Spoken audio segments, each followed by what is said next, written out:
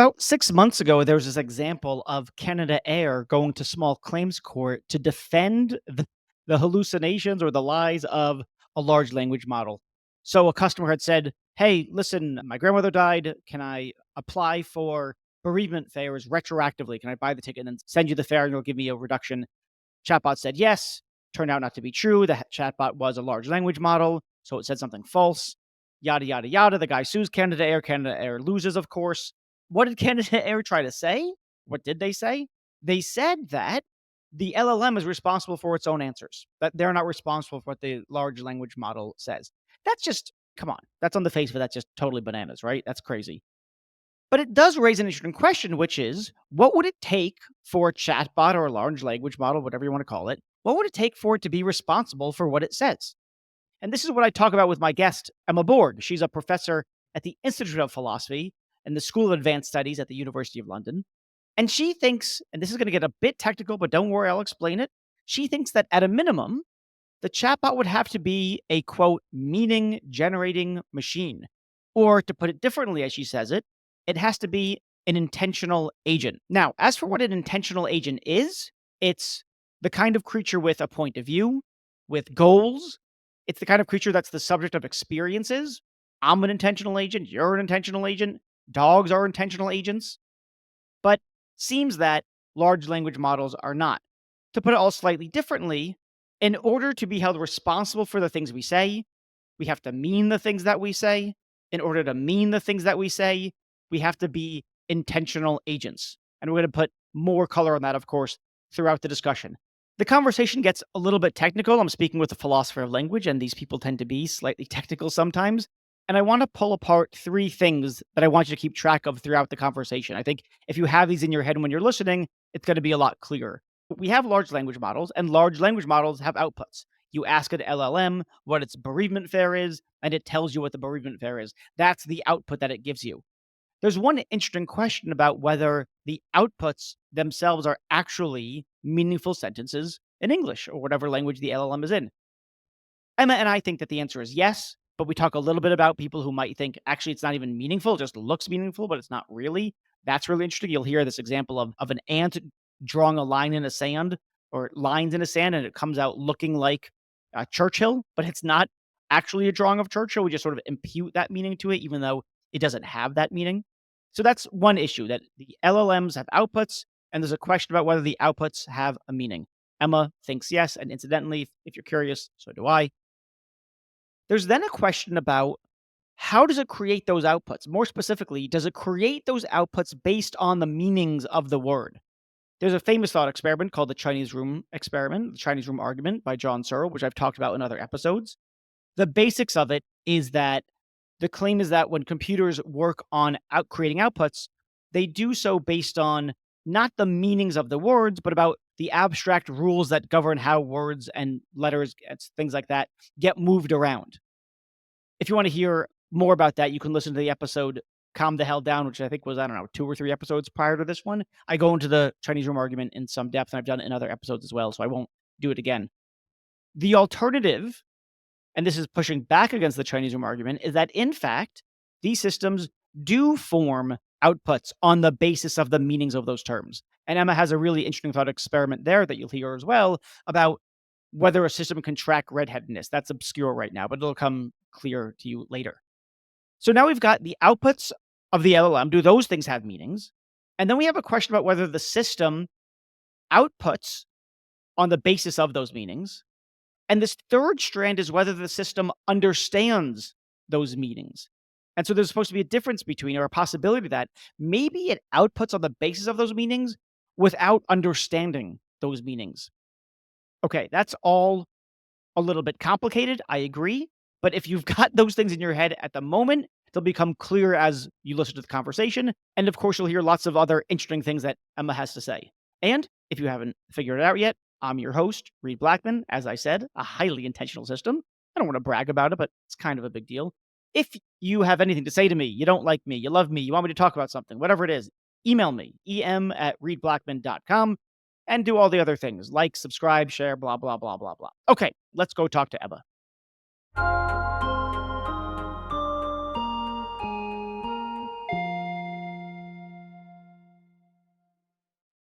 So, Emma, if I have your claim right, you think that there's this question about whether chatbots are in some sense responsible for their outputs.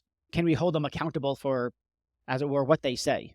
And you think that we can on the condition that they're what you call meaning generating machines. I think that's your claim that they're meaning generating machines, then we can hold them accountable, but they're not meaning generating machines, which of course raises the question, first of all, what the heck is a meaning generating machine? And secondly, why is it the case that if they are meaning generating, then that means that we should hold them accountable for what they say? Yeah. Okay. Great questions, Reed. And I think that's right. That's the kind of view I want to hold. But I think what I want to really stress is just that whatever view you're going to take here, we've got to settle questions about meaning. You can't determine questions of responsibility independent of what you think about meaning and meaningful acts and how it gets into the picture. So I was thinking about this, and I think maybe a good way to get into the topic is to start thinking about the human case. Even though we want to talk Sure. about tech, let's think first of all about how it works just when you and I are just having a chat about something. So let's say you want to take a train. You want to take a train from London to Oxford, and you know that's a journey that I do quite often. And so you say to me, what time does the train leave? And I say to you, oh, the next train to Oxford leaves at 11. Okay. If you then Sure. use that utterance to direct what you're going to do, and you turn up at the station ready to get on the train and head for Oxford, and you head to the station at 10:45, and when you arrive Sure. there, what is the train disappearing into the distance? Because actually it left at Hmm. 10:45. It seems like I'm on the hook for that, right? It looks like I've done something Sure. wrong. I've misled you. And obviously, there are things I Hmm. can do to mitigate that. I can say it was an honest mistake. They've changed the timetable, whatever. But at least in the Sure. first instance, I'm responsible. So Hmm. there's a clear Okay. case of kind of what I sometimes call linguistic liability. I'm on the hook for the content I've expressed. But if we just slightly tweak the situation, right? If we imagine exactly the same, you want to go to Oxford, you ask me, and I utter the sentence, the train leaves at 11 a.m., but I follow that up immediately with, oh, I'm just rehearsing a play. And that was the opening line of my character. Or I say, oh, hang on, I'm just responding to a prior request. I don't know, utter a sentence that's got more than 3 words in it or something like that. If Okay. you then use that sentence, that content to direct what you do, you still head to the train station at 11 and you see the train disappearing. Doesn't look so obvious that it's my fault anymore, right? It looks like you bear some Interesting. responsibility Yeah. there. And is that because something like it wasn't uttered sincerely or something like that? Or was it uttered with the intention to actually answer my question? I think that's a really good question, right? So I guess that's what we're going to get into in this talk is exactly what Yeah. the important notion is. But I think what that kind of little thought experiment shows you is that who bears responsibility is not independent from questions of what's going on with the meaning and what kind of Hmm. thing we're doing when we're exchanging utterances. Is it the right thing to ask though? Is it obvious that it's about a question about meaning as opposed to a question about it seems to be equally a question about the intentions of the person who's speaking. Why do we go straight to let's figure out meaning as opposed to let's go straight to the person's psychology and what they were trying to do? You might think that psychology is part of the question about meaning, right? So lots of philosophical views Okay. think that it's the psychology that settles the meaning. So that might just conflate those two issues. And I think you're right that it might turn out to be a question about intentions.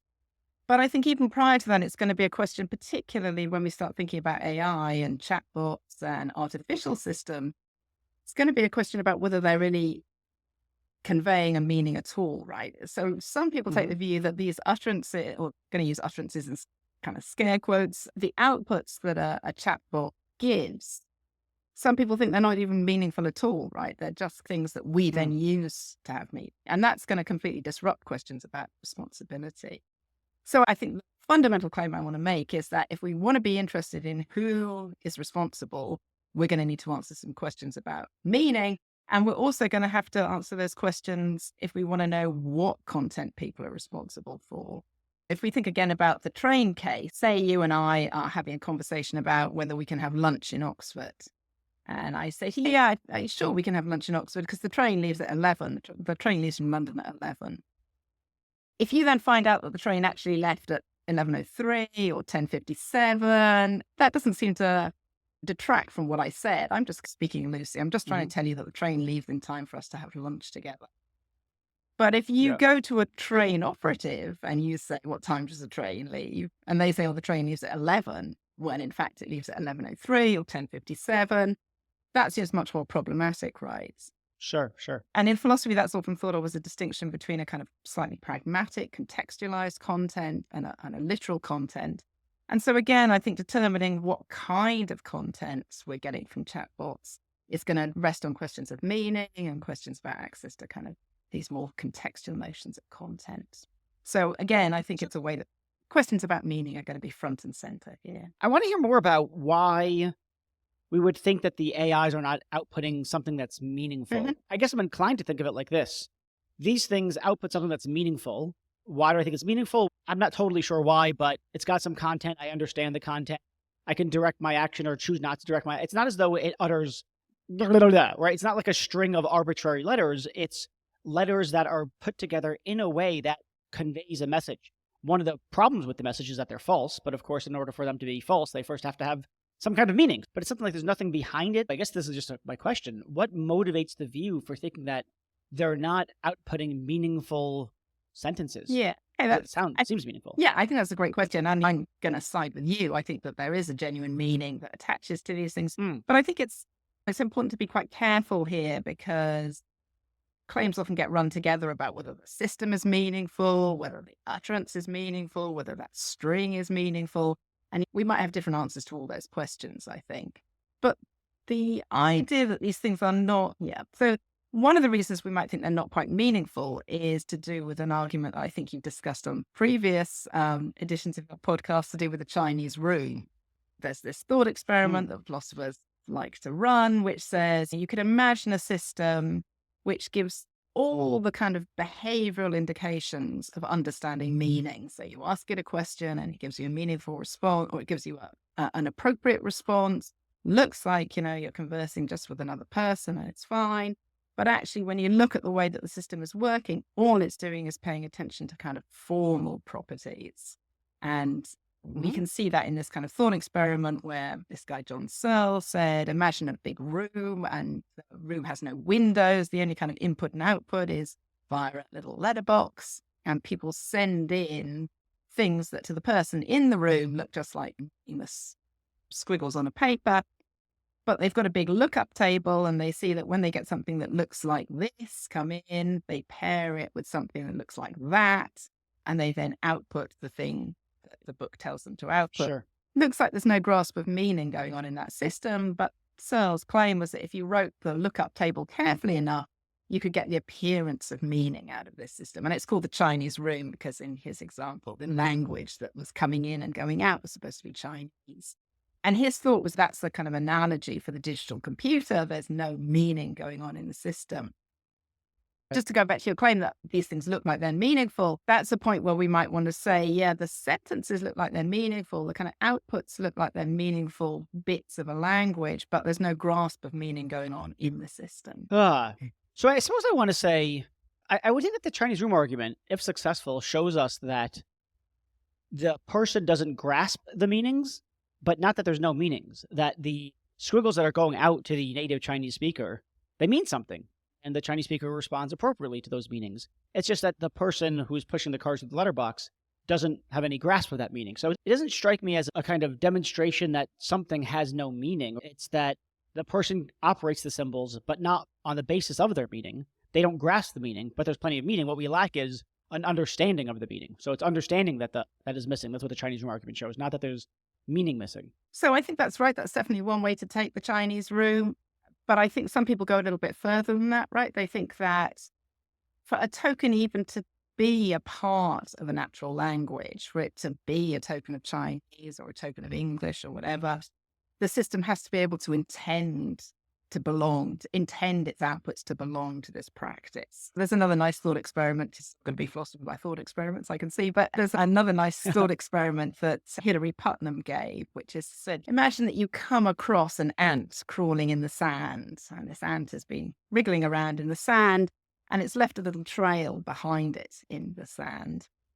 And when you look at it, you can see that the sand, the line in the sand looks like a picture of Churchill, right? It looks like the outline of Churchill. Okay. And then Putnam's question is that a picture of Churchill or not? I can take it to be a picture of Churchill because I can do that kind of thing because I'm Mm, an intentional agent. I can think, yeah. yeah, that looks like Churchill. I'm going to take it that way.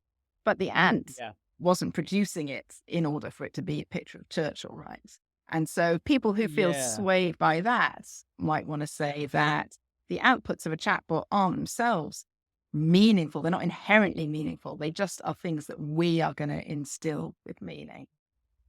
I really like that. I actually don't know that thought experiment. So let me just make sure that I get it. So the ant crawls around, okay, creates this inadvertently creates a pattern that to those what Churchill looks like, the sorts of people who might take a train from London to Yeah. Oxford, they see in it a picture of Churchill, but what they're really seeing is lines in sand that they're attributing a kind of content Mhm. to, as though, or to put it slightly differently, it looks like to the viewer that the lines in the sand are in some sense about Churchill or Mhm. something like that by virtue of being a picture of Churchill. But of course, one wants to say, I think, hey, this is what the conclusion of the thought experiment is, or the insight is, or something like that, or the alleged intuition that we're supposed to have. Of course, that's not about Churchill. There's nothing about Churchill in those things. We just impute the Churchill meaning to it. And then the analogy with the LLMs is it's the same thing. We attribute meaning to the outputs, to these strings of letters and what amount to words and sentences. But of course, just like with the, they're not about anything at Mhm. all. Yeah, That's I think that's exactly the argument. And I should say it's not an argument that I would want to agree with. I actually think we can say a bit more than that. But for those you were interested yeah, in the question of why you might think these things don't have any meaning at all. yeah, So there's a kind of position known as fictionalism around chatbots outputs, and the view there is exactly the one you just gave voice to. These things on their own just don't have any content because they're like the ants drawing in the sand. In order to genuinely be tokens of a language, they have to be produced by someone who intends them in that way. And is your resistance to that argument something like the way in which the output is generated by an LLM is very different, and it's completely incidental with LLMs? It has to do with the training data being meaningful content generated by people. And so is that where the that a disanalogy that undermines, That's is that a feature of the LLM case that undermines the analogy? yeah. So I think that's definitely one of the really important features that means we shouldn't take them as direct analogies here. And I think there are a couple of other points as well, right? So the training data is one issue. Another issue is the kind of interactive nature of an LLM. You couldn't say to the ants, could you add in Churchill's cigar or something? You wouldn't, nothing's going Sure, to yeah, happen yeah. there, but you can interact with an Mm, LLM and you can have a back and forth with it. So you get yeah, all these kinds of points of contact. And then in addition, I think what I want to say about language is just a little bit more liberal than that kind of Putnam thought experiment suggests. I want to say we have an established social practice of using this type of sign in this type of way. Because we're intentional language users, we have managed to instill the thing that looks like the word dog, the English word dog written in letters. We've instilled that kind of sign with a certain kind of meaning, namely it refers to dogs, it talks about dogs. sure. And so the LLM can just piggyback on that existing system. And that output gets to have meaning because it's piggybacking on our intentional systems, and it's piggybacking via a system which is put in contact with us in a variety of ways through the training data, through the human feedback element of the training, through the interaction with the user. And it's putting these symbols together in appropriate ways, right? That's both syntactically appropriate. They don't just produce a jumble, they produce well formed Sure. grammatical sentences, and they're contextually appropriate. Most of the time, when you talk to a chatbot, it tells you Sure, yeah. something that seems okay in the At context. least as tactically appropriate as an undergraduate paper. Absolutely. It's not perfection, but Yeah, it's pretty it's good. pretty good. Exactly. You say something about you use this phrase a couple of times, we're intentional agents. Mhm. Can you say a little bit about what it is to be an intentional agent and how that relates to this talk of meaning? Yeah, sorry. In broad strokes, anyway. Yeah, that's a big topic, but I think it's and sorry for using a kind of technical term, but it's really important, right? So when we're thinking about meaning, I think what we want to end up with is a more nuanced picture than the one that we sometimes get in discussions here. So you and I, we've already been talking about the idea that the words and the sentences might have meaning, and that's a different claim from the idea that the system understands that meaning, that it processes those Hmm. symbols in terms of meaning. And it's also a different claim from the idea that these systems are what I've been calling an intentional agent. So an intentional agent is a thing like a person that actually has a kind of point of view, is a subject of experience, can not just parrot meanings back at us, but can initiate conversation, can say interesting things to Mm, us, and also has long-term goals that it wants to pursue, aims it wants mm, to achieve. And finally, I think an important thing for an intentional agent is that it's going to have a kind of stability, right? If you met someone who every time you met them was completely inconsistent in what they wanted or what they did or what they said, you would find that very perplexing. We expect a kind of degree of continuity across people in the things that they like or they dislike, views on things. yeah. But if you've ever tried, which I'm sure you have, interacting with a chatbot, that is absolutely not what you get. These things can be pushed over unbelievably easily. So Mm, you change just one word in the prompt and you get a completely different answer. You say to a chatbot, I don't think that's right. What about this? And it goes, oh, yeah, you're right. I shouldn't have said yeah. that. So I think they're very far from being the kinds of good candidates for intentional agency or subjects of experience or consciousness or any of those kind of really rich views. And that's going to matter for questions of responsibility again, I think. So maybe it's worth thinking about a kind of practical repercussion here, just to make clear why it's going to matter. Well, I want to hear. I definitely want to get to how hear the practical implication. So I just want to make sure that I'm I think, tracking things. So an intentional agent is something like a kind of entity with a point of view, an experience, something like that. I take it that there can be non-human animals that I think, have that count as intentional agents, right? So dogs have a point of view, consistent experience, preferences, blah blah blah. So they count. Okay, so they count as intentional agents. And what's the connection between thinking about an intentional agent as opposed to I take it like there's things that just have no experiences at all. So like a rock is not going to be an intentional agent. Take it that if the sort of single-celled organisms while living are also not going to be intentional agents. They don't have a point of view or an experience or anything like that. There's going to be debate about at what point do we get to intentional agents yeah. as we climb up the evolutionary ladder, but we can put that to the side. Who cares for the purpose of this? I guess my question before we get to the sort of practical implications is, so what's the connection between this conception of what constitutes an intentional agent with talk about meaning, the meanings of words, and or talk about the understandings of those meanings? So I think it's twofold, right? So to go back to the point we were talking about just a moment ago, some philosophers think that in order for words, when we're thinking of words as formally defined things that just look or sound a certain kind of way, in order for those things to really count as words, to be part of a language, you have to be able to intend your words to belong to a practice. So one of the big guys here is Hmm. Saul Kripke.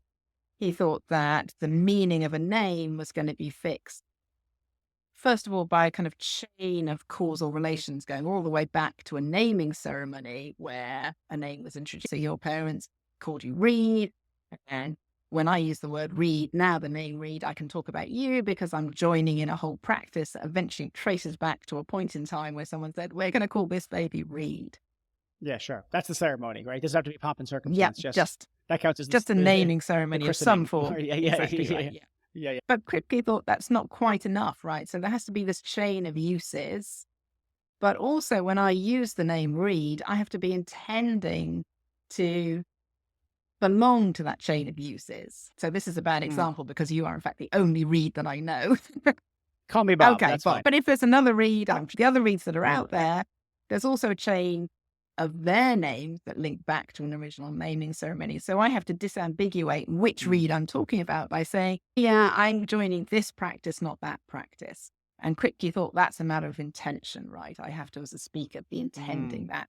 So that's a way in which this. So so that is like there's baby Reed 1 and there's baby Reed 2. Two different parents, two different naming Yep. ceremonies. One was in where was I? Connecticut. The other was in, let's say, Yep. California. And when you talk about Reed and you're intending to refer to East Coast Reed, you have to take part in the causal chain that runs from naming ceremony of Reed 1 all the way until you uttering the word. And the way that you get to be part of that causal chain is by intending to be a part of that causal Yep. chain. Exactly right. Yep. Absolutely. Got it. And so that's a way in which the question of whether you're an intentional agent is going to matter for meaning. Because if Kripke is right about that, if you're not Hmm. an intentional agent, you can't be intending to join that practice. And so there's going to be a really fundamental way in which your words are just free floating. They don't get to belong to any kind of practice. I see. So when you utter the sound read, the reason A, it has a meaning, and B, it has a particular meaning that it does, namely it refers to the reed born in Connecticut, not the one in California, is because you intend to be part of that, the naming Mhm. community of Read Yeah. One. And that's the connection between being an intentional agent, one who intends, and how your words get to have meaning when you make the sounds that you do. Yeah, that's right. And not everyone agrees with that. So again, that's a point that I don't think I want to agree with. I think actually there's ways to get Mm, into a referential practice that don't require the agent to be an intentional agent. But certainly if you yeah.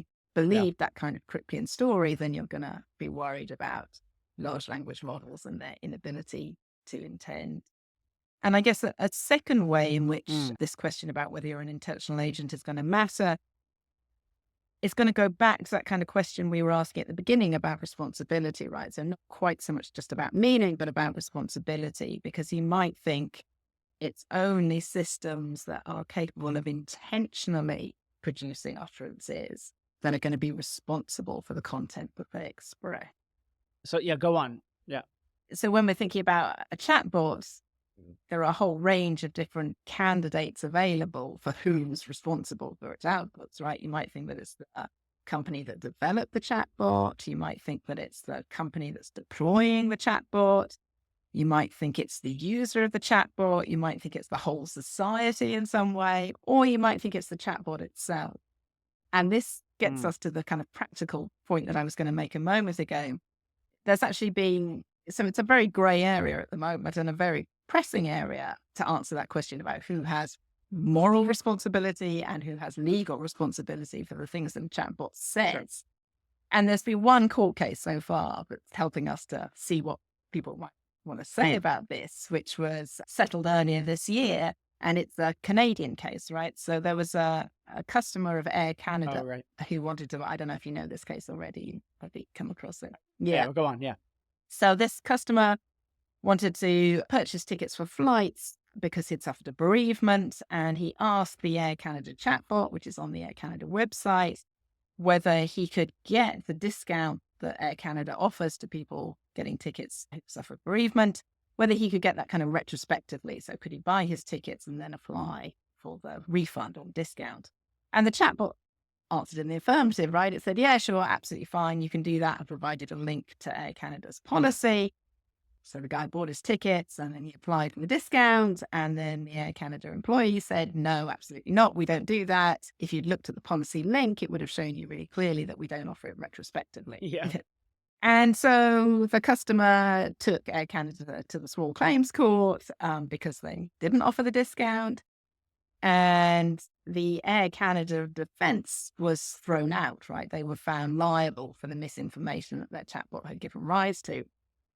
And the Sure. judgment said that Air Canada's defense amounted to the idea that the chatbot was an independent legal entity that was responsible for its own act. And I think everybody would agree that the court found made the right finding, right? I think the intuitive sense Yeah. is Yeah. definitely that Air Canada should have fessed up at the beginning and just paid out the discount, because the system Yeah. definitely isn't an independent entity responsible for its own actions. Yeah.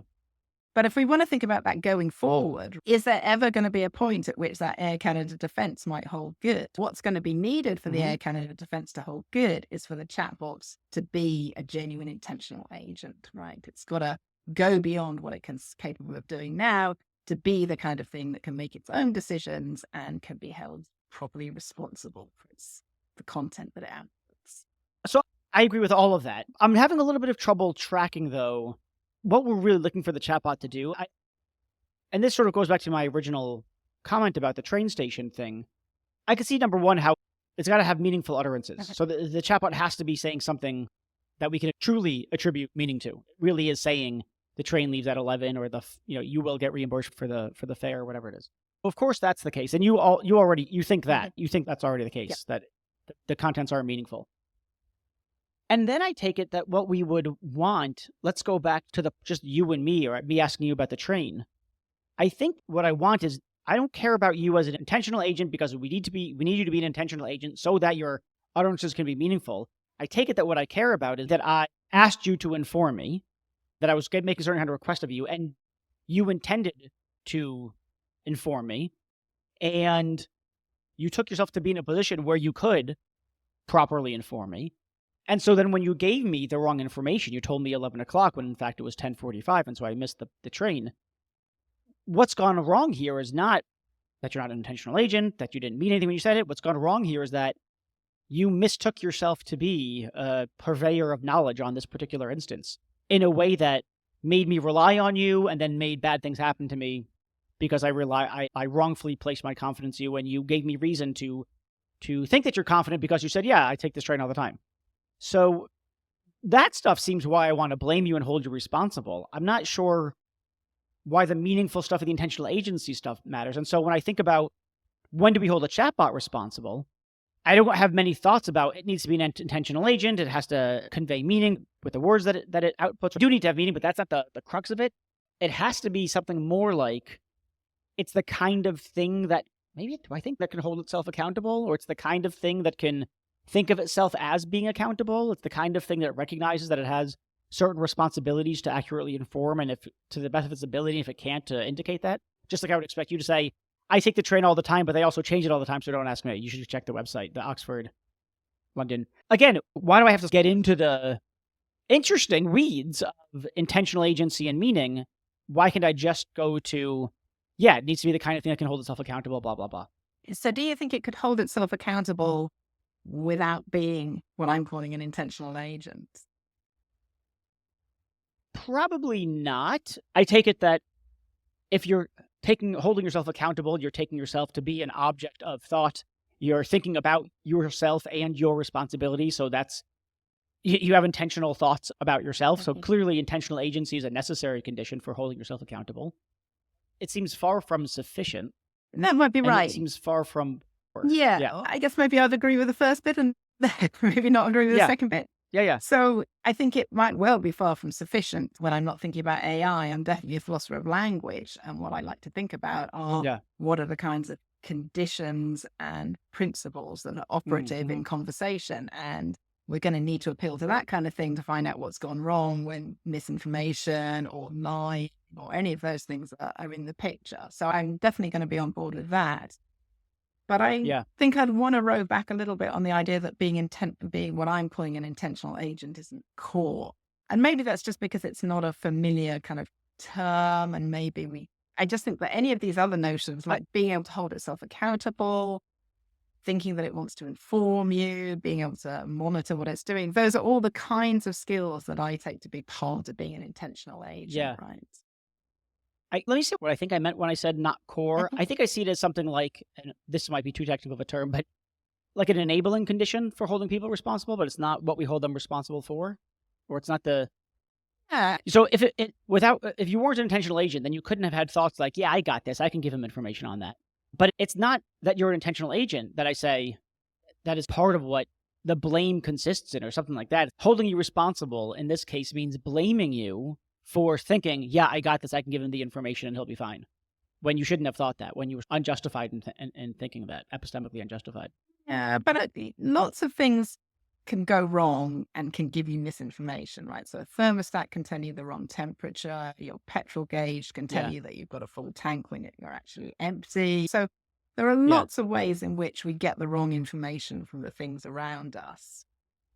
Mm-hmm, So then mm-hmm. we need to think about what's special that would allow us to hold a chatbot responsible for its own. Yeah, In the case of the thermostat or the petrol gauge, or I would say the chatbot as it currently exists, the answer is, well, you don't hold the thing itself responsible. In a way, that doesn't really make any sense. What you hold responsible yeah, is the yeah. developer, the person who The made it, the manufacturer, yeah. manufacturer. Exactly. Liability lies somewhere else. But in this Air Canada defense, what they wanted to claim is it lies with the chatbot. And my argument is that for that to be the case, that system would have to have some really rich kind of properties that we certainly don't think that it has at the moment. Maybe there's Mm. a way that it will have those properties in the future. And an interesting philosophical question is, what do you have to add to a chatbot as it currently Yeah, is in order for it to become a kind of locus of responsibility? But I think that is going to matter, right? It's going to matter that it's the kind of system that can do things that a thermostat can't. yeah. No, that's very helpful. That's cool. That's cool. Only another like philosopher would think that's cool. So the thing that's missing in the thermostat and in the LLMs as they stand now is what? That they're missing intentional agency. Is that what they're missing? That's what I would say, and I think that's just a kind of Yeah. placeholder term. So there's a whole bunch of potentially equivocal kind of terms that we could use here. We could say they need to be conscious. We could say they need to be the subjects of experience. We could say they need to be Yeah. agents, that they need to have intentionality. And I think those are all just ways of getting at this idea that they need something else. And then the Yeah. question is going to be, what else do they need? And that is clearly $1 million question.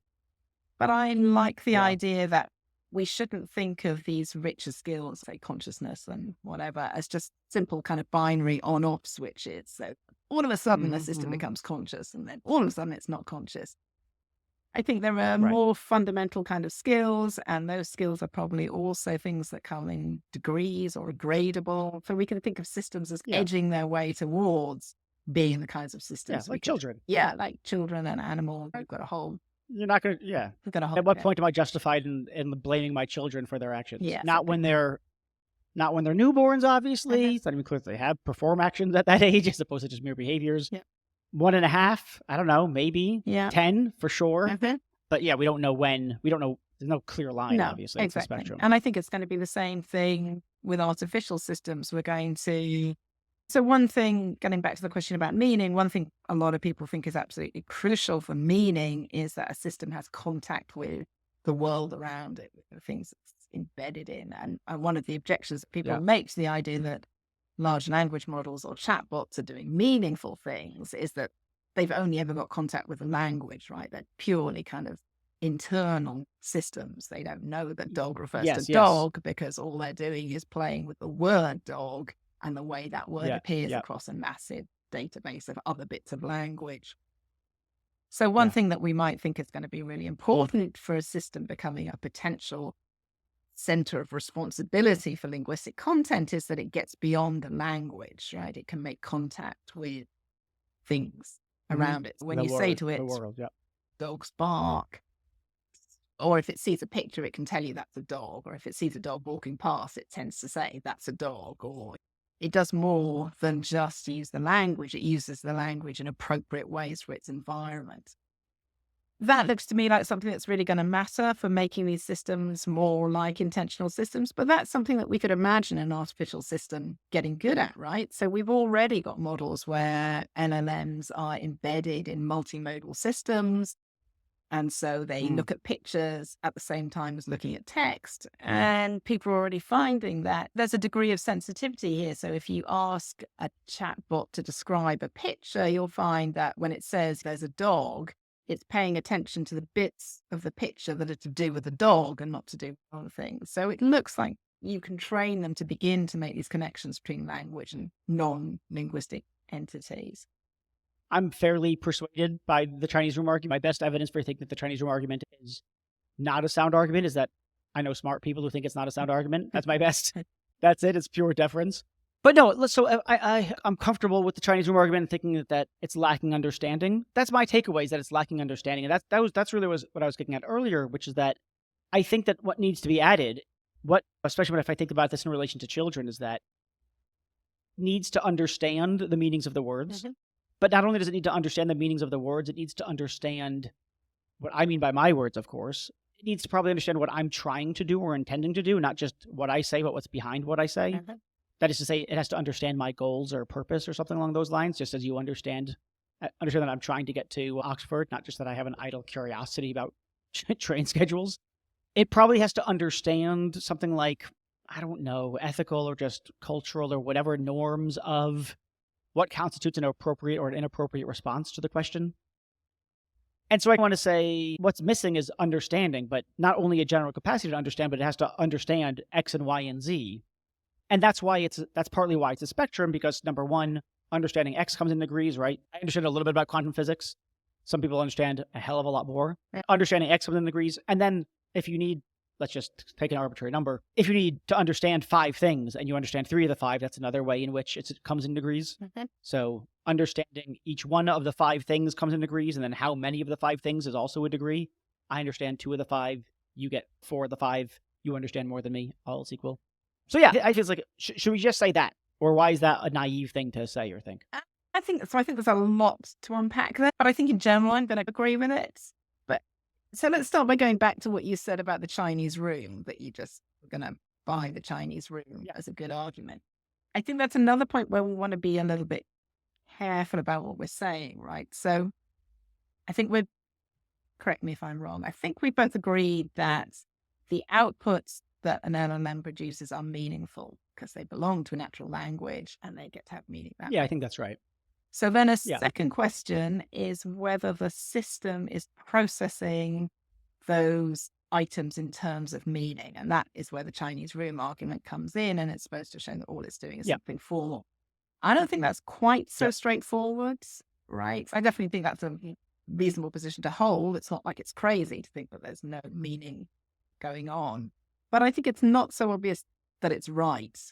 And that goes back to this point about the training data and what the system is getting access to. So you might Mm. think that just by being sensitive to the ways that people use words across this massive database, that just is enough to count as tracking meaning in this system. A kind of analogy that I use sometimes here is imagine that you set up a system to do some tracking, and what you set it up to track is a certain kind of genetic mutation. And that genetic mutation, let's say, is entirely responsible for the phenotypic trait of having red hair. So what the system is Mhm. tracking is the DNA mutation, but the kind of result of that DNA mutation is always red hair. It's not like that in the real world, right? There's not a single gene for being redheaded, but let's just assume that there is. Sure. So then you set up your system to track the DNA mutation. And the question is, does the system thereby track redheadedness? So in the thought experiment I'm giving you, Right, there's right. nothing more to being redheaded than having that genetic mutation. And again, I think you can Yeah, go yeah. either way, right? You might say, no, it doesn't because it's not got something about redheadedness encoded in it. But it looks like you Yeah. could potentially claim, yeah, of course it tracks redheadedness because that's just what being redheaded is. It's having this genetic mutation.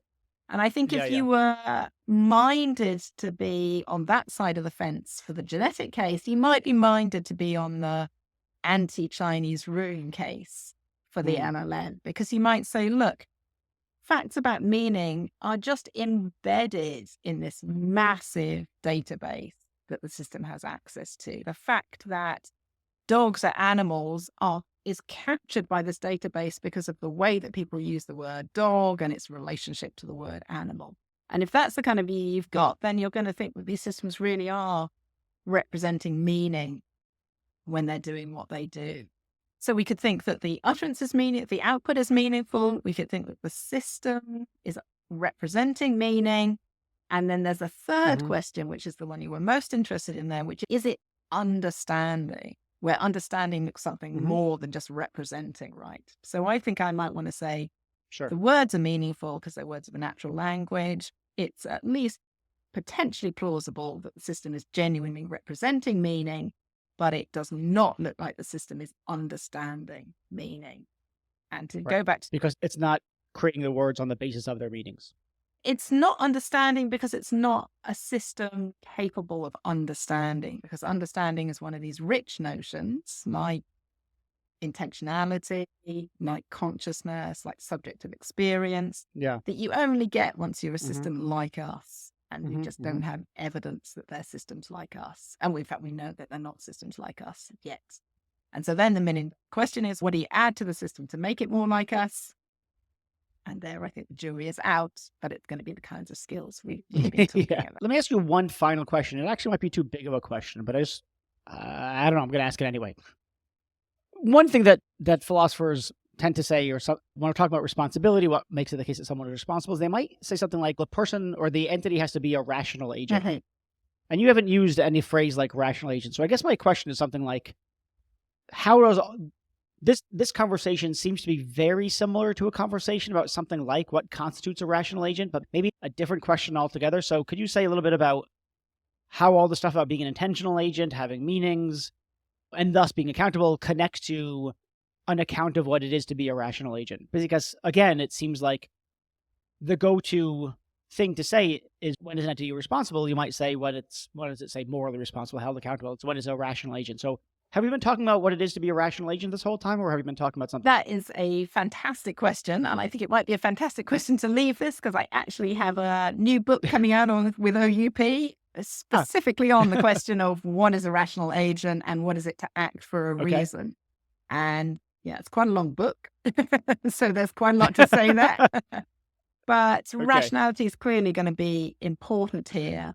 But I think assuming that we're going to get any more clarity just by starting to talk about rationality is probably not right because rationality itself is a very contested notion. I think we're going to have to try and get a lot clearer on what we mean when we say we are rational creatures before we can make an assessment about whether an Yeah. artificial system is. So then it sounds like it's fair to say something like we've been talking about a subset of rational agency, but there's more stuff to add to get to full-blown rational agency. Yeah, I think we've been talking about what would be required to even get in the ballpark for counting as a rational system under at least Hmm. some Hmm. interpretations of rationality. And then, yeah, you're right. Sure. It's going to be a further question about whether any of these systems actually qualify as genuinely rational, whether they're really things, reasons, as opposed to doing something else. And then you might think, even if we get all the stuff that you were talking about, we get them to be intentional agents. Mhm. Nonetheless, you might also think they not only need to be intentional agents, but they also have to be properly responsive to reasons to be accountable. Yes, I think that's right. Although there might be a question about whether you can really have long-term goals and aims without the kind of thing that recognizes that there are reasons for actions. Yeah, maybe. Dogs, you said, are intentional agents, and I don't think they have long-term plans. Yeah. Okay. Fair enough. But Okay. they can have medium-term goals and they can think about the best way to achieve that medium-term goal. There's a Yeah. very famous Yeah. case about a precipitous hunting dog who wants to work out, runs down, chasing a squirrel and thinks the squirrel didn't go up that tree, didn't go up the tree on the left, didn't go up the tree on the right, must have gone up the tree in the middle. That looks like a kind of Yeah, aim. yeah, yeah. Yeah. Yeah, yeah. Yeah. That's famous philosopher, by the Yeah. way. That's not That's a good point. famous full No. stop. Almost nothing Well, we do is famous full stop. that is a very strong point. This has been great. Thank you so much. Super fascinating stuff, and it was Excellent. great talking to Yeah, you. great talking to you too, Reed. Thanks very much.